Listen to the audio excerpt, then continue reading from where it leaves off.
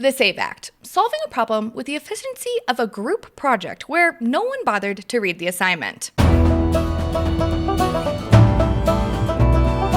Welcome back to Beyond the Bill Number, where we believe policy is personal, voting rights are vital, and sometimes a bill's biggest problem is that they're trying to fix something that ain't broke. I'm Sarah. And I'm Stephen, back to break down a bill that's got more red flags than a minefield hosting a Soviet parade during Chinese New Year. Today we're talking about the SAVE Act. Yes, that's short for Safeguard American Voter Eligibility, but don't let the name fool you. Right. It sounds like a superhero movie, The SAVE Act, Democracy in Peril. But in reality, it's more like a complicated DMV form disguised as electoral reform. So before we kick things off, let's take on our international lens again and talk about UK voter registration. And is there a way that changing your last name or name in general can impact your ID and your ability to vote in the UK? And one of my other questions, I know you don't have social security numbers there, you have your national health number, but are birth certificates as important as they are here, there? So those are all my questions for you, our international guru. Yeah. Yes. So obviously the American system is based very closely on the British system. So we do have similar issues in that we have a similar antipathy towards any kind of national ID card. So in most countries there is a national ID card. So these problems don't arise because it's the law in a lot of countries that you have to carry your ID card on you wherever you go. And obviously a lot of people probably don't. I doubt you get punished very harshly if you don't. But it's still there. So asking people to show their ID card when they vote is perfectly normal and reasonable. But it's hard in countries like ours where we don't have that because what kind of ID can you use? So in Britain, up until about 5 or 6 years ago, we had a very simple system, really. So what happened was every year you got a letter from the local council, and they said, we think that these are the eligible voters living in your house. And it was just a quick list. And they said, if that's right, then fine, you don't need to do anything. But if anything's changed, then you can either fill out this form and post it back to us, you can call us on this number, or you can go online and use these codes and just make the change yourself. So it's very, very simple. A really easy system. It took like 2 minutes when you needed to make a change. And most of the time, obviously, you didn't because people living in your house are the same. And then a couple of weeks before polling day, you get a big white card through the post like that. And it says, okay, this is the election. This is who's been elected.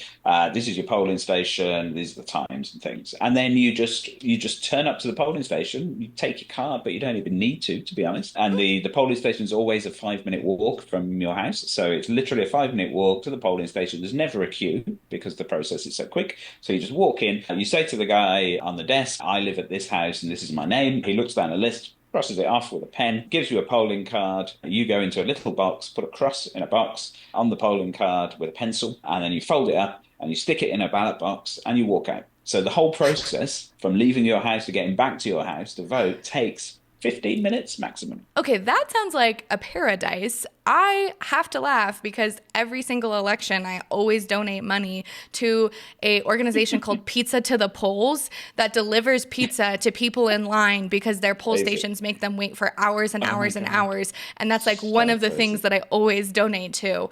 And 15 minutes? Like you can't walk anywhere to at least, yes.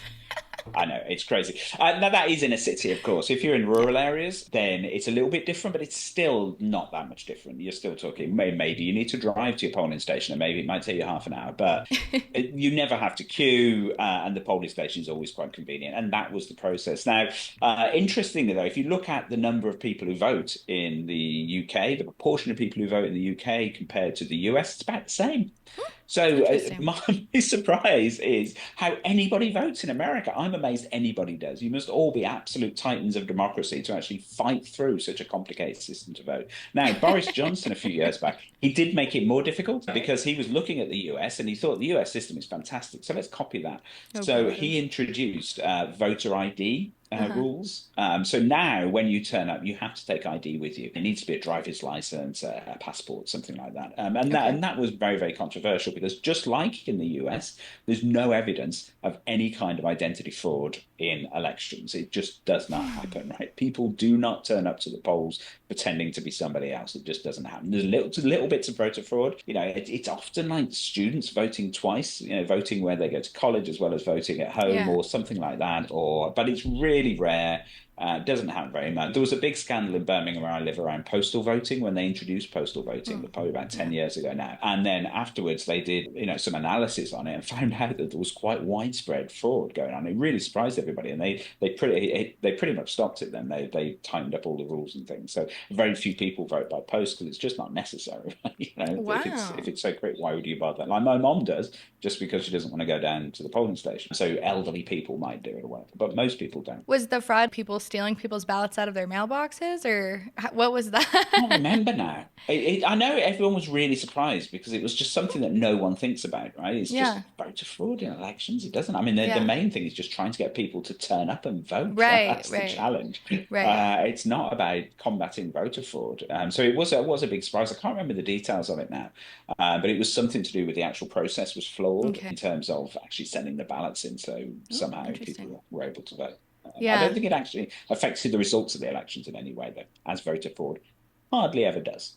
Well, it never does. It's interesting because I always laugh at the conversation in the US about voter fraud and people thinking there's so much mischievous stuff at foot because they just make it so hard to vote. Like, are people really going to try to do it more than one time or try to do all this crazy stuff because it is so hard to vote here.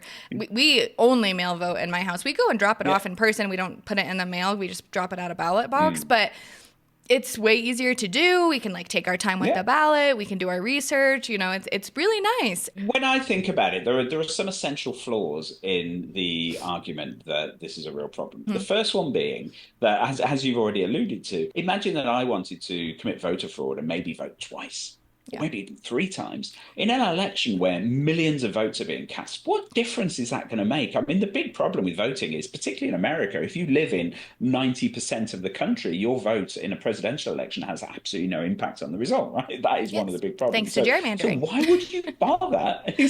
Well, yeah, but also just vote to the electoral college, right? If you live in California, it doesn't matter who you vote for, frankly. So there's no incentive then to commit voter fraud in the vast majority of the country. And the penalties for it are already so harsh and the reward is so low. It just doesn't work like that. And then the idea in particular that people really want to do this, I mean, is it some giant Democrat conspiracy to steal votes away from the Republicans?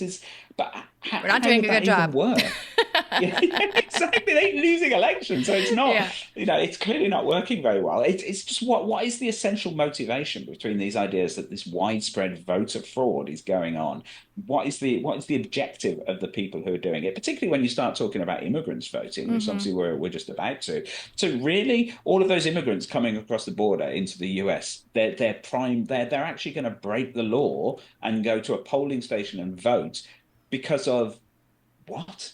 Why? What is their incentive? Surely they want to get a job and work and not get kicked out. That would be their priority. It wouldn't be voting, would it?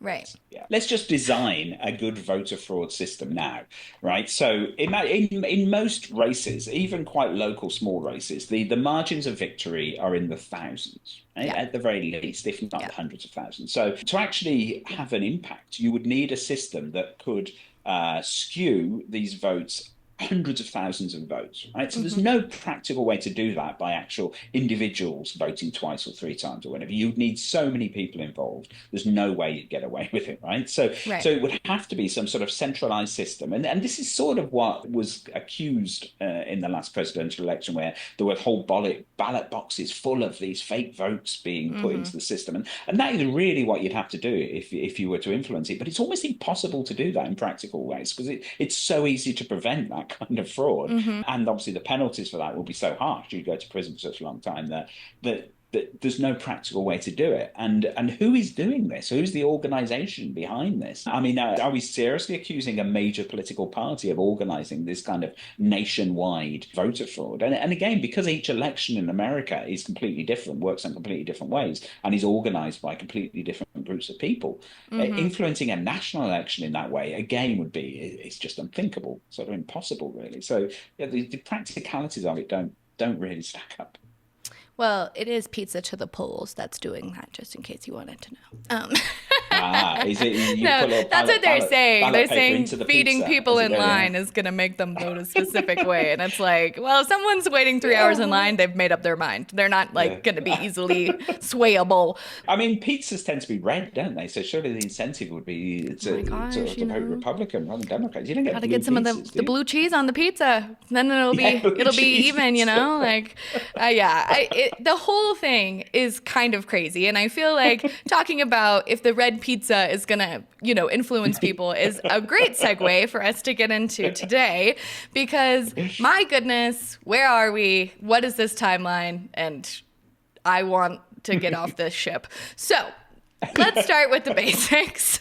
Stephen, what does the SAVE Act actually do? So, at its core, then, the SAVE Act proposes an amendment to the National Voter Registration Act of 1993, which requires documentary proof of US citizenship to register for federal elections. So, we already know there are lots and lots of laws around voter ID at the polls, but this is taking a step further. It's talking about actually proving you are a US citizen to register for an election. So in that early stage of the process. So the kind of ID that would be acceptable, think passports, real ID compliant driver's licenses, military IDs with birth records attached, or a birth certificate paired with government issued photo ID. So it's all quite complicated. And that's not all, though. The bill goes further than that. It also mandates states to verify citizenship status through new systems, encourages data sharing between federal and state agencies, and, here's the particular kicker, adds criminal penalties for election officials who mistakenly register non-citizens. So this is not just a tweak of the existing process, we could say. This is a whole structural overhaul. And it has no funding, by the way, and no grace period, and just no resources. It is essentially a figure it out states. And that is an approach, but I have a bigger question. Is this actually solving a real problem? Because this sounds like a massive lift to address something that I just don't know if it's there. Well, I mean, so there's two ways to look at it. The short answer is no. The long answer is absolutely not. Oh. As we've already discussed, every reputable study we have from the Brennan Center, the Migration Policy Institute, even the Conservative Heritage Foundation shows that non-citizen voting is vanishingly rare. So let's just take a look at some of those numbers because they bear some scrutiny. So in the 2016 election, out of 23.5 million votes studied, suspected non-citizen votes were 0.0001% of the total vote cast. So an infinitesimally small proportion. So the Heritage Foundation's had a bee in its bonnet about this for a long time, and it's set up this whole project to monitor all of this voter fraud that's going on. And so even though they are desperately trying to find evidence for voter fraud, they identified only 23 cases of non-citizen voting across 2 decades of elections. Oh my gosh. So all of those different elections.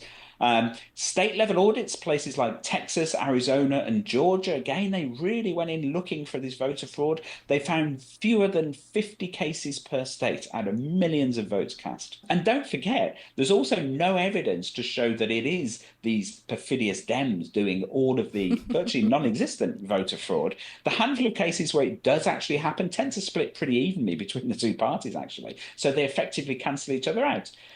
Not that the number of dodgy votes could in any way actually swing any of these particular races, because the numbers of votes are so small compared to the margins of victory, which almost always are in many thousands of votes. Yeah, I remember in the last election, I read some article about the voter fraud that they identified, and everybody on there was voting for Trump. And I was like, well, here we are. So could have been selective reporting. That's not even statistical noise. That's like a rounding error.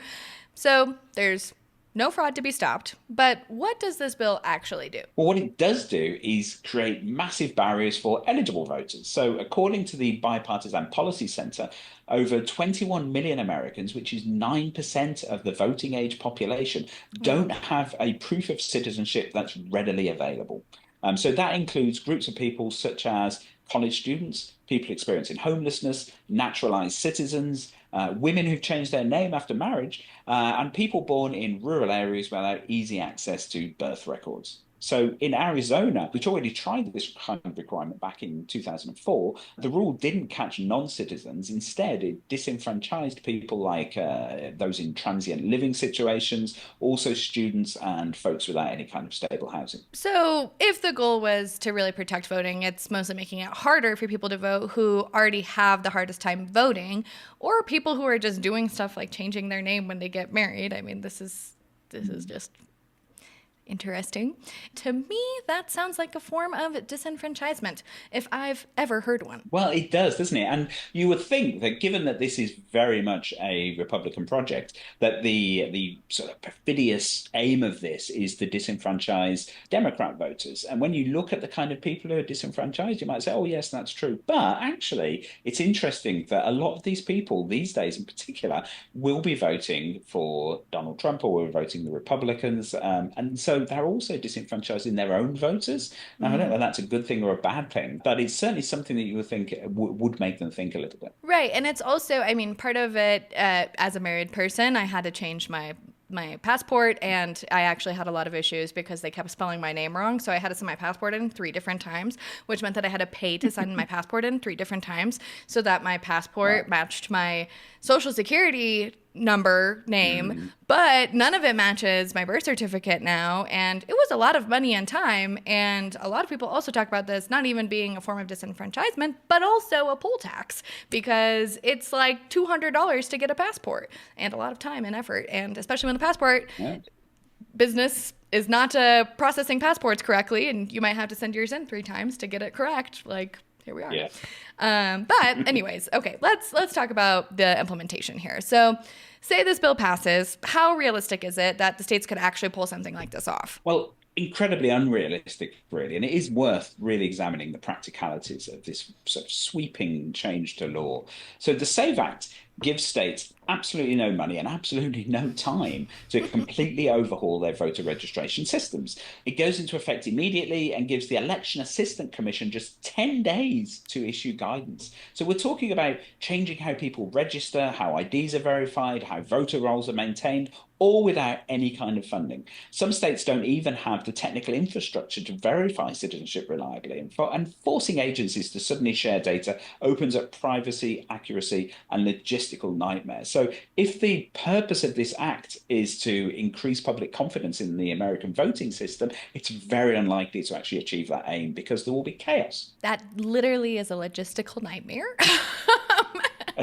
And we've actually seen what happens when this goes sideways, which, how often can we learn from our mistakes and choose to not? But in Texas, in 2019, the Secretary of State flagged 95,000 voters as possible non-citizens, and it turned out that most of them, in fact, were citizens. And that debacle led to a resignation, not to cleaner voter rolls. So what should we be doing instead? What could we be doing that shows that we might have actually learned something from a past mistake? Well, we could learn from things that haven't been mistakes. So there are some smart data-driven options available. So Colorado, for example, uses daily updates from the DMV to keep voter rolls accurate. Sounds very sensible. The Bipartisan Policy Center suggests states could expand access to federal eligibility data and automate updates without burdening voters. So these options maintain election integrity without requiring people to dig through storage for their birth certificates or miss a deadline because they were waiting on a passport that hasn't come back after the 3rd time they've sent it in. And don't forget, it's 8 to 12 weeks between each time. So It's 8 to 12 weeks.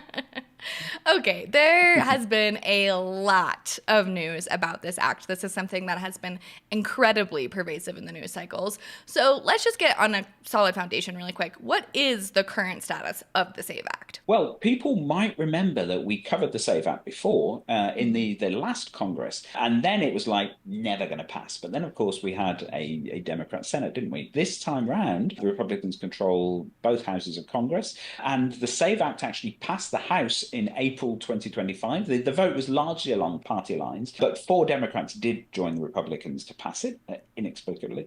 And it's now in the Senate. And Senator Mike Lee has also introduced a companion bill. So with the Republicans in control of both chambers and Trump back in the White House, the bill really has momentum, particularly because the Republicans have put this on a list of their top 12 bills that they want to pass in this session. So there really is a lot of force behind this. But we need to bear in mind that in the Senate, if the Democrats choose to filibuster this, which they may well, it would need 60 votes to overcome that filibuster. And that does seem really unlikely. For now, at least. Okay, but the fact that this has gotten so far says a lot about where this conversation is heading and kind of what's at stake for our future elections. Yes, absolutely. I mean, to wrap it all up, this bill takes an extremely rare situation, that of people pretending to be somebody else to vote, people who aren't Americans pretending to be Americans so they could vote, and responds to it with sweeping legislation that could keep millions of legitimate voters from participating, all under the guise of security. So it's a bit like hiring armed guards to protect your house from squirrel burglars that don't actually exist. I will say I do have a squirrel problem in my backyard. They love the grapes that grow there, and I might need an armed guard or two. But yeah, does it break in though and steal your stuff? They do get a little aggressive sometimes when we try to have dinner out there and they're trying to eat the grapes. But live and let live, live and let live. Okay, well. While election integrity is a very worthy goal, it shouldn't come at the cost of access, accuracy, or the democracy itself, especially not as we're headed towards America's 250th anniversary, a moment that should be about expanding participation and not restricting it. 250 years. Wow, your country is so old. We're very young. We're just little babies. Yes, absolutely. Well, if you liked today's episode, subscribe and leave us a review, and I promise you won't need a passport to validate that review. And don't forget to check out the full blog post and all the resources we mentioned at BillTrack50.com. We'll catch you next week, and hopefully not to tackle the next bill that's trying to do too much, too fast, with too little evidence. But until then, keep questioning, keep voting, and keep looking beyond that bill number.